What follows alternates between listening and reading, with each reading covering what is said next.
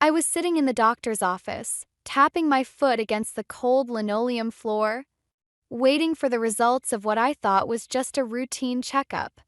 The air was thick with that sterile antiseptic smell that always made me feel slightly on edge.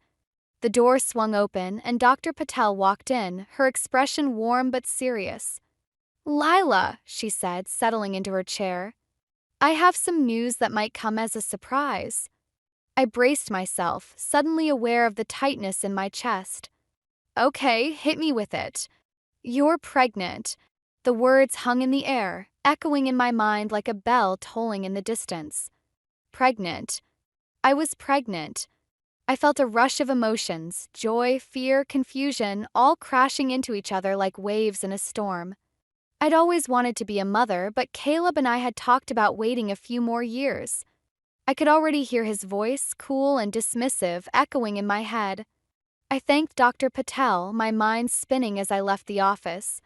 The drive home was a blur, my hands gripping the steering wheel a little too tightly. I kept glancing at my reflection in the rearview mirror, searching for some sign of change, some clue that my life had just shifted on its axis. When I walked into our apartment, Caleb was sprawled on the couch, his laptop balanced on his knees. He looked up, his eyes flickering with the briefest hint of curiosity before settling back into their usual indifference. "Hey," I said, trying to keep my voice steady. "We need to talk." "Can it wait?" he asked, not bothering to look up this time.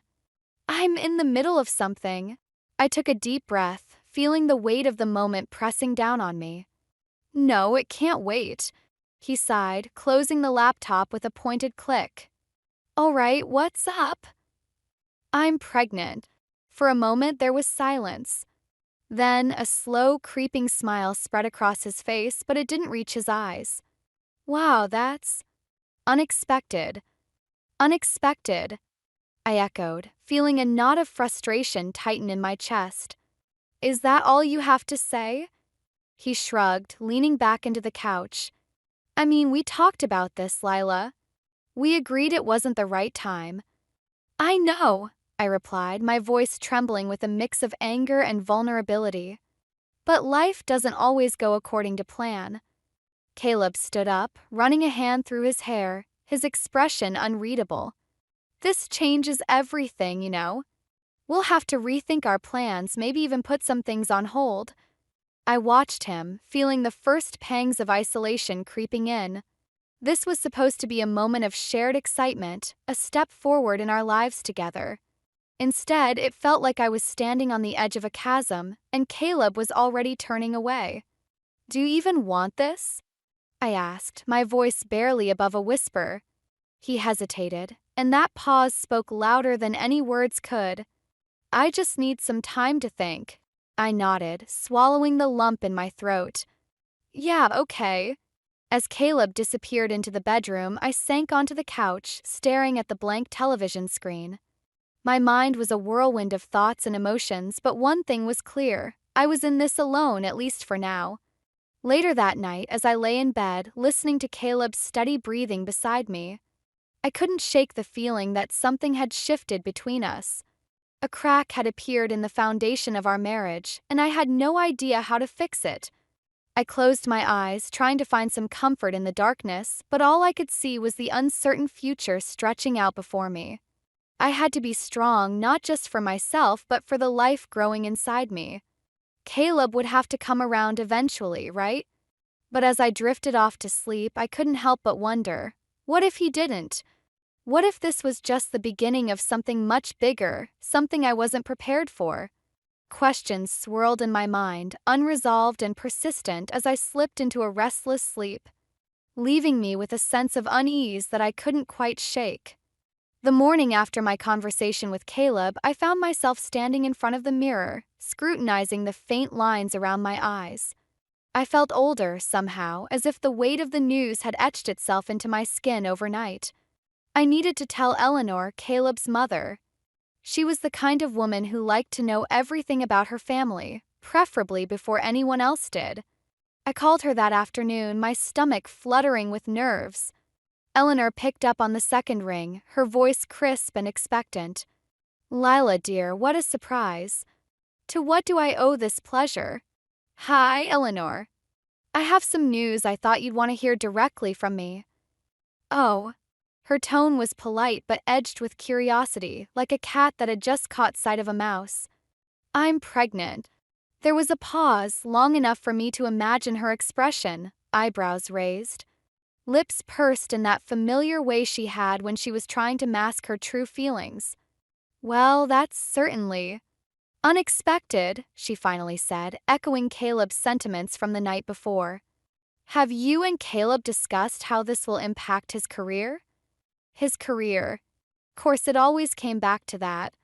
We're working through it, I replied, keeping my voice steady. Good. It's important to stay focused on what matters. A baby is a big responsibility, Lila, and I hope you're prepared for that. I am, I said, trying not to let her words sting. We both are. We hung up soon after, the conversation leaving a bitter taste in my mouth. I felt more alone than ever, caught between Caleb's indifference and Eleanor's thinly veiled criticism. I needed to clear my head, so I decided to meet Zoe for coffee. Zoe greeted me with a hug that was warm and reassuring.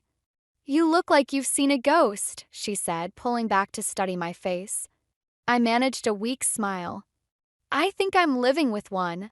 We sat down and I filled her in on everything. Caleb's reaction, Eleanor's cold reception. Zoe listened intently, her eyes narrowing with every word. That's just like them, she said, shaking her head. Always so focused on themselves. What about you, Lila?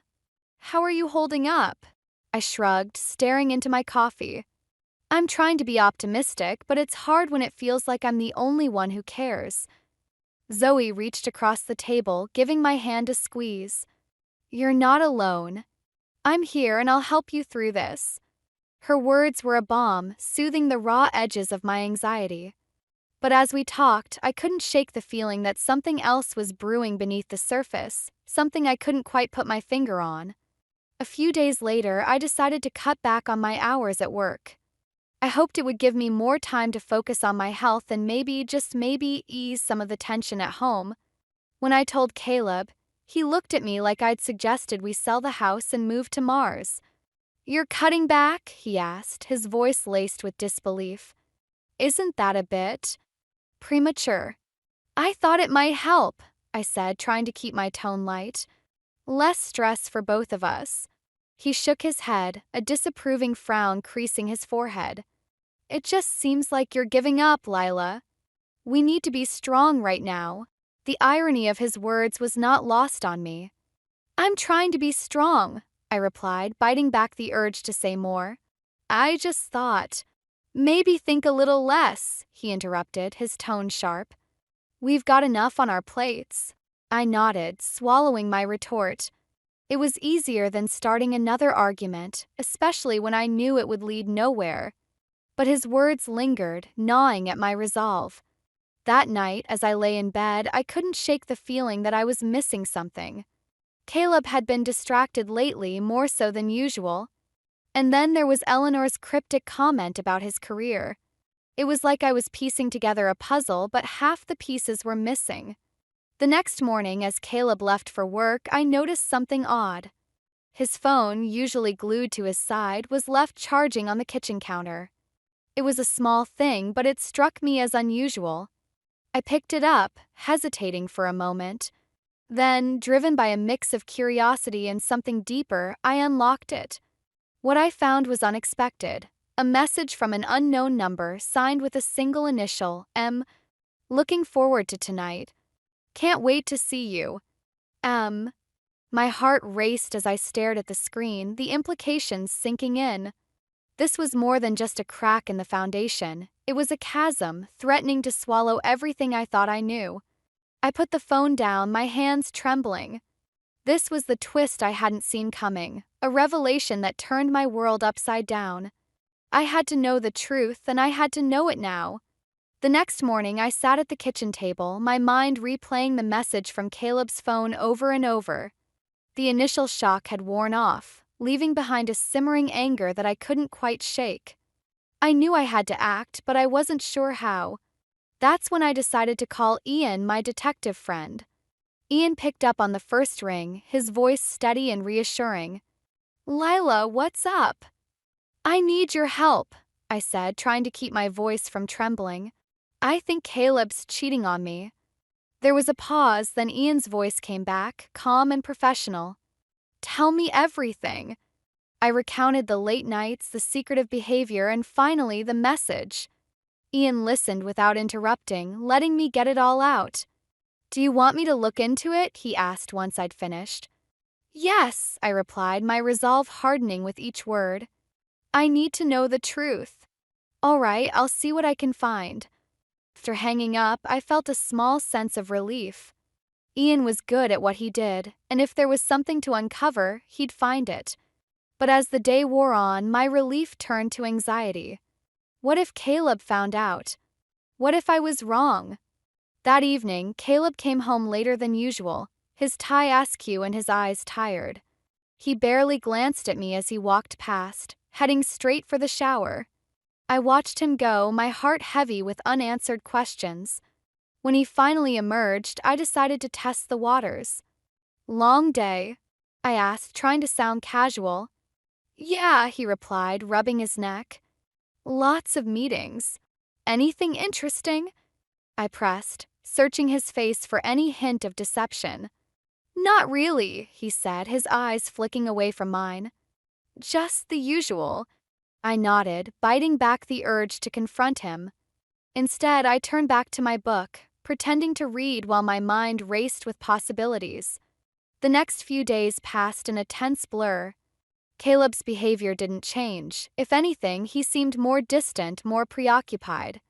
I kept waiting for Ian to call, each ring of the phone sending my heart into overdrive. Finally, the call came. Ian's voice was low, almost apologetic. Lila, I found something. My stomach dropped. What is it? He's been seeing someone, Ian said, his words careful and measured. Her name's Marissa Lane. They've been meeting at a hotel downtown. The name hit me like a punch to the gut. Marissa. The initial from the message. It was all real, and it was worse than I'd imagined. Thank you, Ian, I managed to say, my voice barely above a whisper. Do you want me to keep digging? He asked, his tone gentle. No, I replied, my mind made up. I've heard enough. After hanging up, I sat in silence, the weight of the revelation pressing down on me.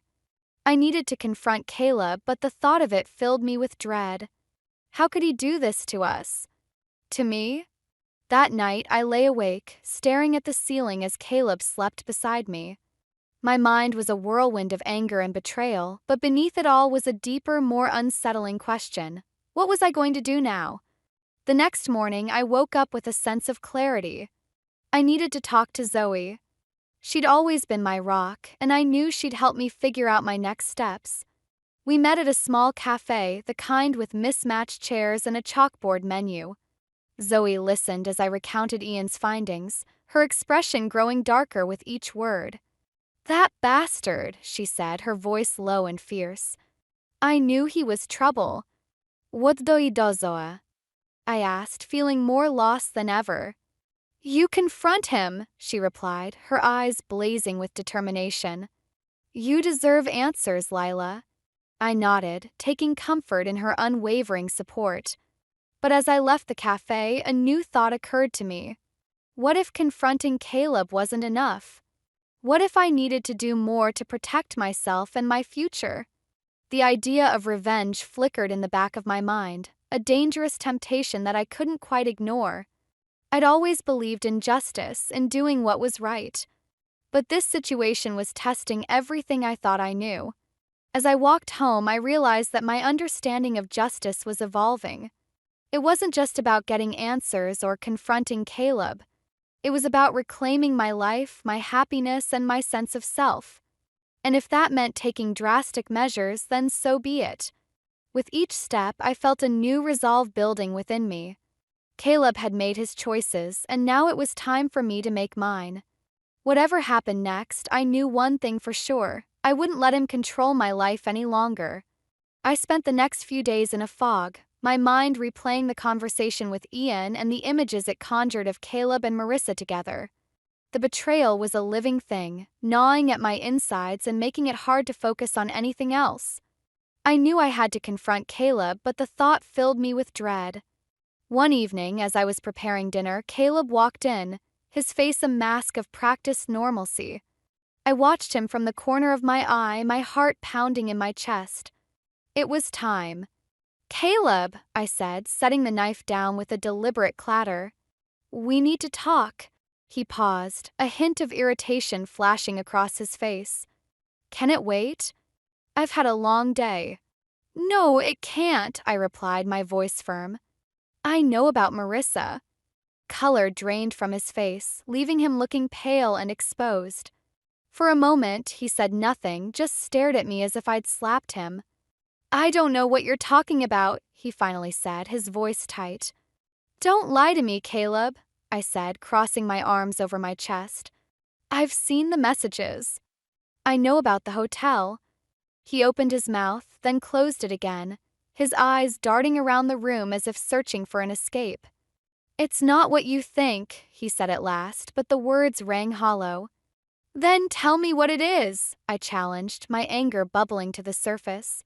He hesitated, the silence stretching between us like a chasm. "It's complicated," he said, his voice barely above a whisper. "Complicated?" I echoed, my heart aching with the weight of his betrayal. "You're cheating on me, Caleb. There's nothing complicated about that." He ran a hand through his hair, his frustration palpable. "I didn't mean for it to happen. It just did."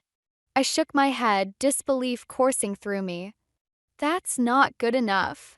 He looked at me then, really looked at me, and for a moment I saw a flicker of regret in his eyes. But it was gone as quickly as it had appeared, replaced by a hard, defensive edge. "We can work through this," he said, his voice taking on a pleading tone. "We can fix it." I laughed, a bitter sound that echoed off the kitchen walls. "Fix it? How do you fix something like this, Caleb?" He took a step toward me, his hands outstretched. "I'll end it with Marissa. I promise." I studied him, my mind a whirlwind of emotions. Part of me wanted to believe him, to cling to the hope that we could somehow salvage our marriage. But another part of me, the part that had grown stronger with each new revelation, knew that it wasn't enough. "I need time," I said, stepping back. "Time to think." He nodded, relief washing over his face. "Of course. Take all the time you need." As he left the room, I felt a strange mix of emotions, anger, sadness, and a flicker of something else. Empowerment. For the first time in a long while, I felt like I was in control of my own life. The next day, I met with Zoe again, needing her perspective to help me sort through the chaos. We sat on a park bench, the autumn leaves swirling around us like confetti. "So, what's the plan?" Zoe asked, her eyes sharp and focused. "I don't know," I admitted, staring at the ground. "Part of me wants to fight for this, for us. But another part of me is just done." Zoe nodded, her expression thoughtful.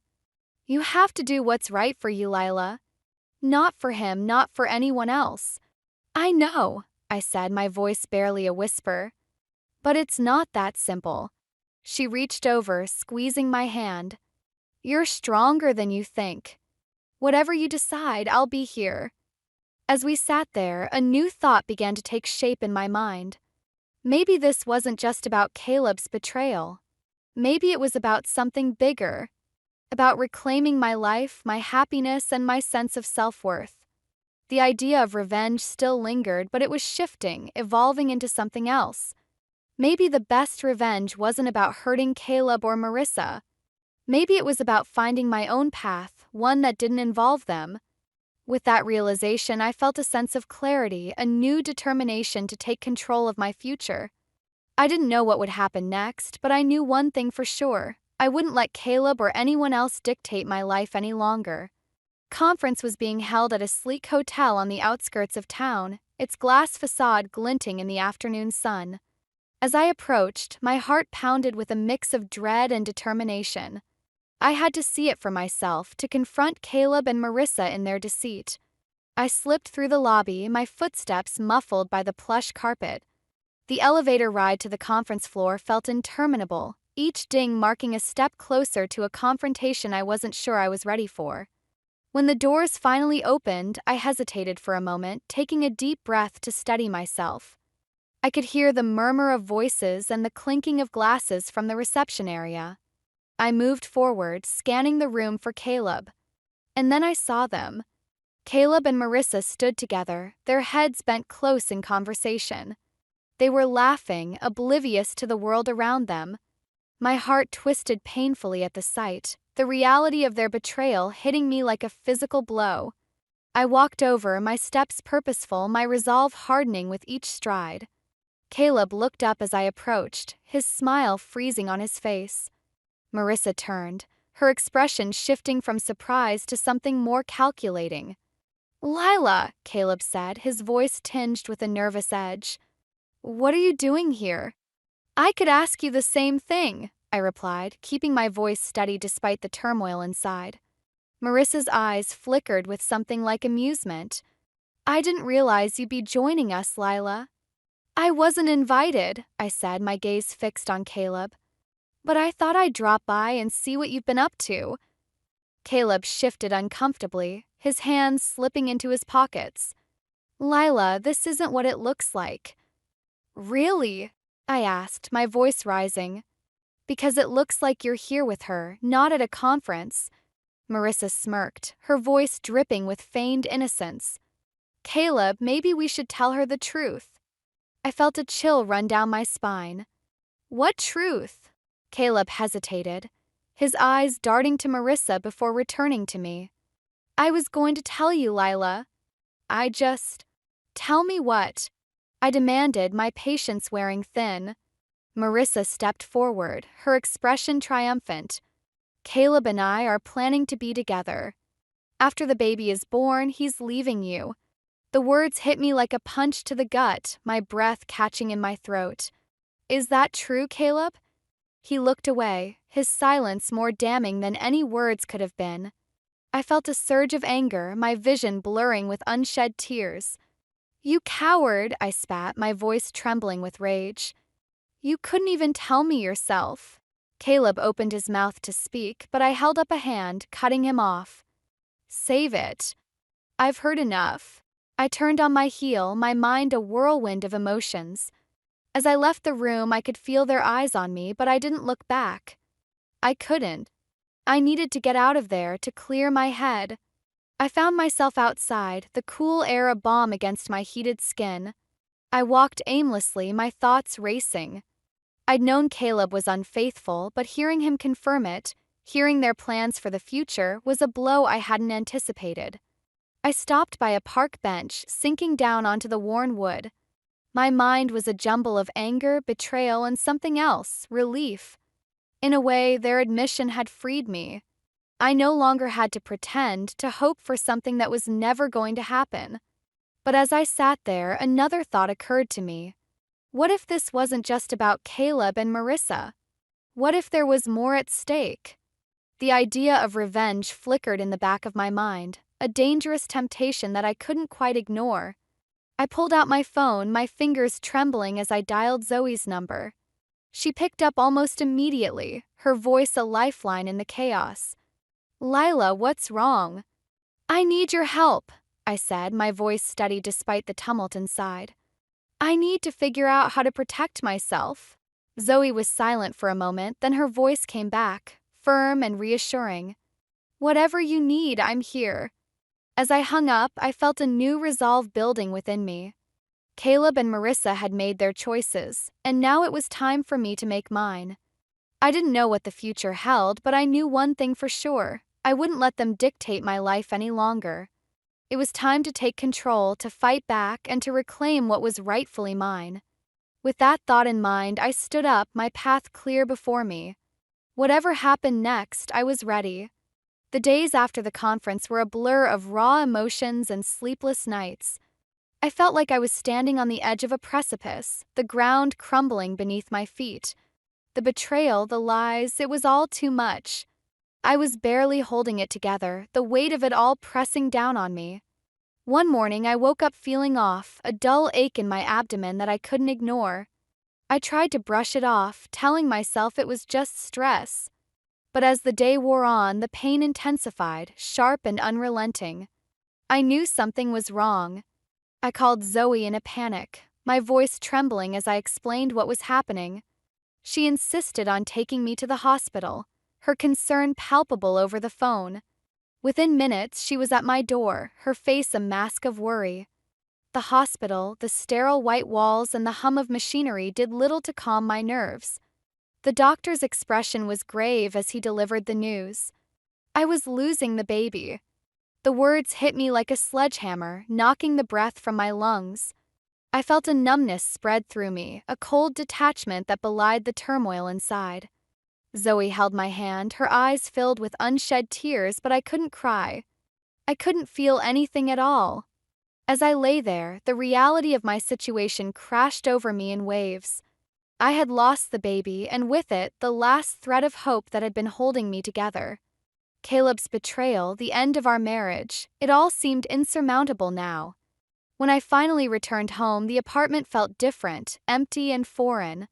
I wandered through the rooms, touching the familiar objects that now seemed to belong to someone else. I found myself in the nursery, the room we'd never gotten around to decorating.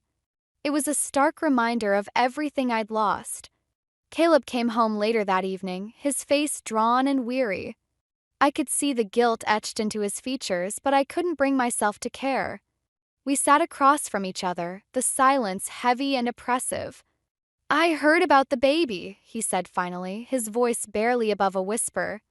I nodded, unable to find the words. "I'm sorry, Lila. I never meant for any of this to happen." His apology rang hollow, a meaningless gesture that did nothing to ease the pain. I looked at him, really looked at him, and saw the man I'd once loved, now a stranger. "I don't know what to say, Caleb," I replied, my voice flat. "It's too late for sorry." He reached for my hand, but I pulled away, the distance between us insurmountable. "I'm leaving," I said, the decision crystallizing in my mind. "I can't do this anymore." His eyes widened, panic flickering across his face. "Lila, wait. We can work through this." "We can." "No," I interrupted, my voice firm. "We can't. You made your choice, and now I'm making mine." As I spoke, I felt a strange sense of calm, a clarity that had been absent for so long. I was done fighting for something that was never going to work. It was time to let go, to find my own path. The next few days were a whirlwind of packing and goodbyes. Zoe was a constant presence, her support unwavering as I prepared to leave the life I'd known. As I packed the last of my things, I found a letter tucked into one of Caleb's drawers. It was from Marissa, detailing plans to exploit Eleanor's finances to fund their new life together. The revelation was a final, bitter blow, confirming everything I'd feared about Caleb's intentions. I knew I had to tell Eleanor, to warn her before it was too late. I met Eleanor at a quiet cafe, the air thick with unspoken tension. She looked at me with a mixture of skepticism and concern, her eyes searching mine for answers. "What's this about, Lila?" she asked, her voice sharp. I slid the letter across the table, watching as her expression shifted from confusion to disbelief. "Caleb and Marissa are planning to use your assets to fund their life together," I said, my voice steady despite the turmoil inside. She stared at the letter, her hands trembling. "I can't believe this," she murmured, her voice breaking. "My own son." "I'm sorry, Eleanor," I said, reaching out to touch her hand. "I thought you should know." As we sat there, a new understanding passed between us, a bond forged in shared betrayal. I realized then that my ideas of revenge had shifted. It wasn't about getting even, it was about protecting those who still mattered. As I left the cafe, I felt a sense of closure. I didn't know what the future held, but I knew I was ready to face it. I had lost so much, but I had also found something invaluable, myself. And that was a start. Confrontation with Eleanor had left me drained, but it had also given me a sense of purpose. I knew what I had to do next. The truth about Caleb and Marissa's plans was out in the open, and it was time to face them both head-on. I decided to meet Caleb at our apartment, the place that had once been a home and now felt like a battleground. I waited for him to return, the silence of the room pressing in on me as I rehearsed what I would say. My heart was a drumbeat of anxiety and determination. When Caleb finally walked through the door, his expression was a mixture of surprise and apprehension. He must have sensed that something was different, that I was different. "Lila," he said, setting his briefcase down. "What's going on?" I stood up, meeting his gaze with a steadiness I hadn't felt in months. "We need to talk." He nodded, a wary look in his eyes. "All right." I took a deep breath, the words tumbling out in a rush. "I know about your plan with Marissa. To use Eleanor's money." His face blanched, the color draining away like water from a sieve. Save it," I interrupted, my voice sharp. "I've already told Eleanor." His eyes widened, panic flickering across his features. "You did what?" "You heard me," I said, crossing my arms. "I told her everything." Caleb ran a hand through his hair, his movements agitated. "Lila, you don't understand." "No, Caleb." "You don't understand," I snapped, my voice rising. "You've been lying and manipulating everyone around you. And for what?" "To run off with Marissa." He opened his mouth to protest, but I cut him off again. "I've lost everything because of you. The baby, our marriage, my trust. And now you want to destroy your mother's life too." Caleb's shoulders slumped, a defeated look settling over him. "I didn't mean for it to go this far. Yet here we are," I said, my voice softer now, but no less firm. "It's over, Caleb. You've lost everything." He looked at me, really looked at me, and for a moment I saw a flicker of the man I'd once loved. But it was too late for regrets, too late for apologies. "What do you want me to do?" he asked, his voice hollow. "I want you to leave," I said, the words coming out with a finality that surprised even me.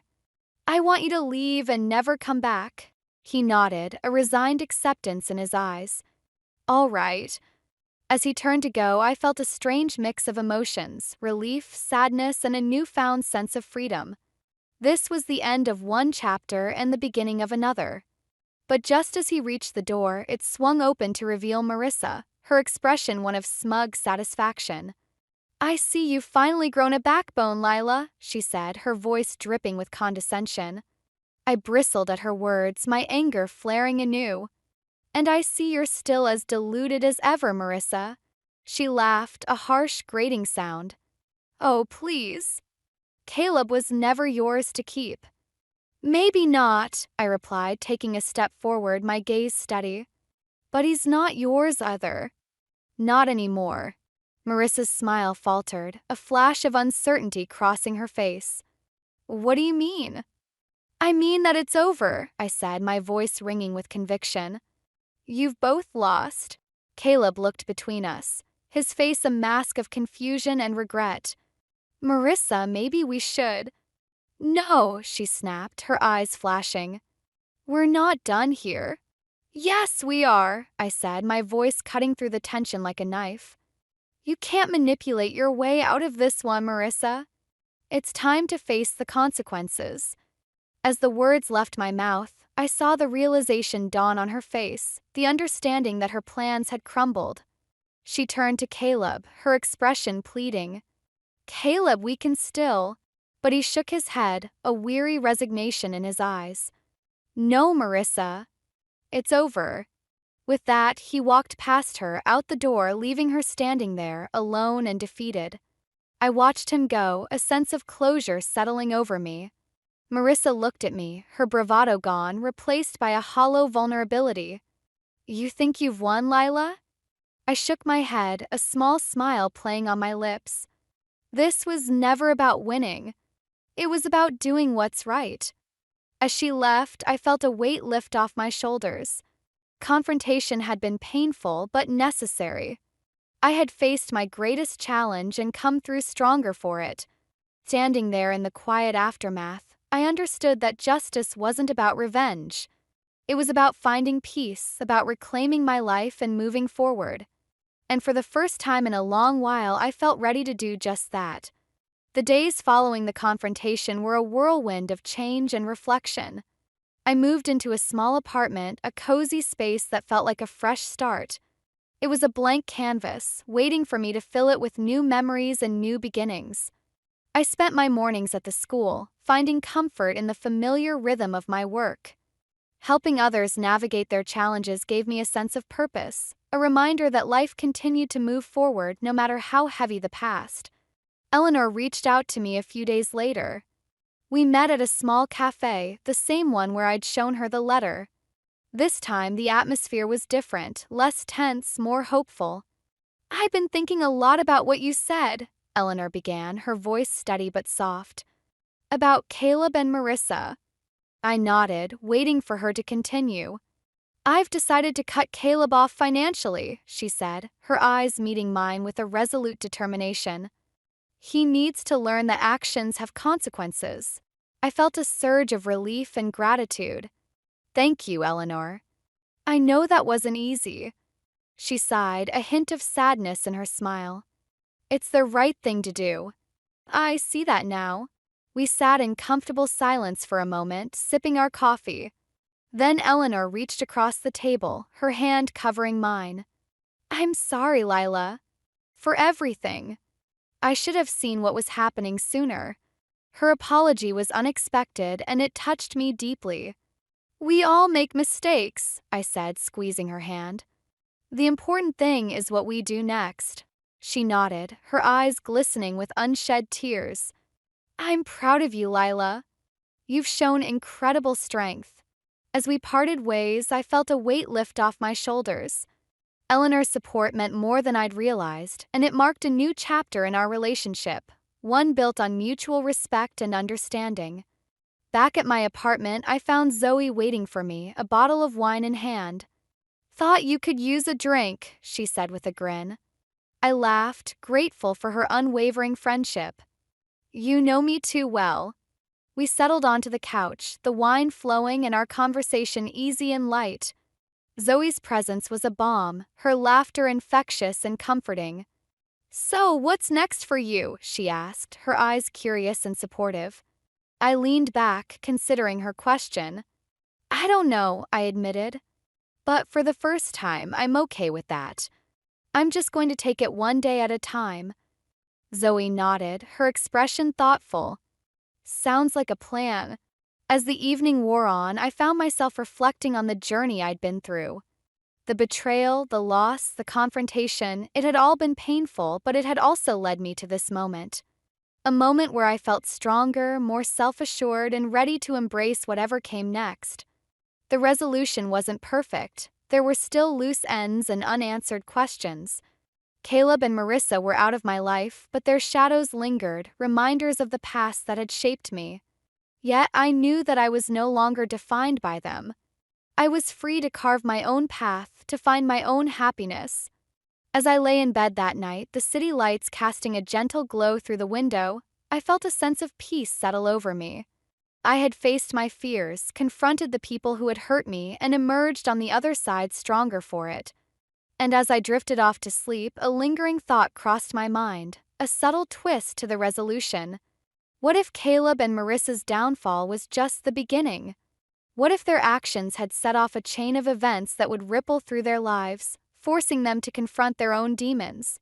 The thought was both unsettling and oddly satisfying, a reminder that justice and karma had their own way of unfolding. Whatever happened next, I was ready to face it with courage and resilience. In the end, my journey had been about more than revenge or justice. It had been about finding myself, about learning to value my own needs and desires. And as I closed my eyes, I knew that this was just the beginning of a new chapter, one filled with hope, possibility, and the promise of a brighter future.